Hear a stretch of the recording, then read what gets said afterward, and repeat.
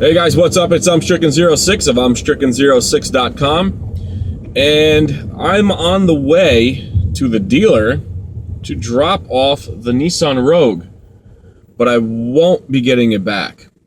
I traded it in, if you haven't figured it out by now, for a 2016 Kia Sorento, the middle level, the non-leather, I believe that's called the LX.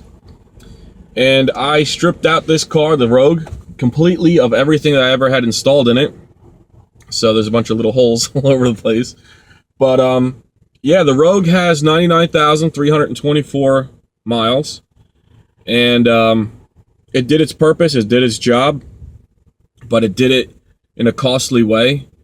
And what drove me over the edge is last Friday, I come home and I'm walking around a car. I do my little normal rounds when I check things out. I noticed these little grease spots inside of the rim. And I'm like, no way, please don't tell me another axle. Lo and behold, the driver's side this time, CV axle boot torn and leaked out all the grease all over the place. And you know what? I called it quits. I said, I'm done. I did the passenger side, if you remember. That one was a total disaster because the CV axle actually fused itself into the hub, so it wouldn't come out. Ended up replacing, because I had to use a torch, ended up replacing a new hub, which is the spindle. A new control arm, because the lower ball joint went through it. It ended up being a much more bigger job than just replacing a single axle or rebuilding an axle. You know, just replacing the boot, cleaning it out, repacking it, and putting it back in.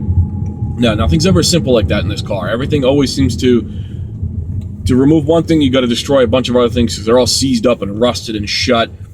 And I don't even live really in an area that has so much salt, so I don't know why things are... Anyway, so I figured I'm not doing another axle job in this car.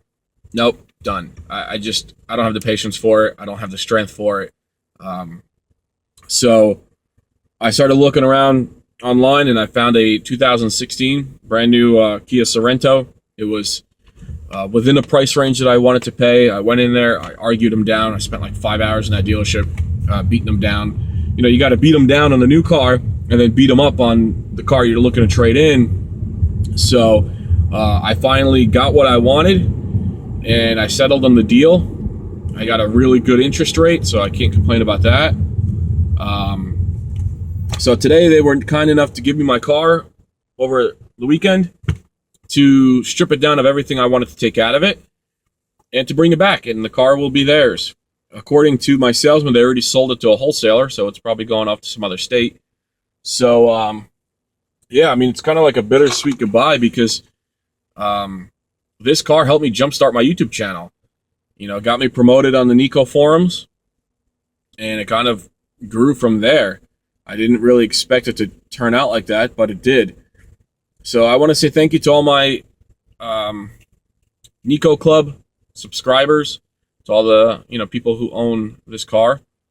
Thank you for your dedicated viewership, for all the chats and questions in the comments below, and stay tuned for new videos, a new project, the 2016 Kia Sorento, and still got the 2013 Hyundai Santa Fe, which is pretty much the same thing as the Sorento. But yeah, thanks guys. You can say goodbye to the car. I'll show you around. Said I stripped out the GPS. I mean, everything, all the emergency light switches and stuff, and everything's pretty much back to the way this car is from the factory. Back is all empty, none of my gear or anything, none of my tools. So yeah, it's kind of weird, saying goodbye to this car because it gave me so many headaches. But those headaches were giving me videos to make. So in some ways it's a plus, in some ways it's a negative. But I'll tell you, this car really tested my patience, and I win. Goodbye, Nissan Rogue.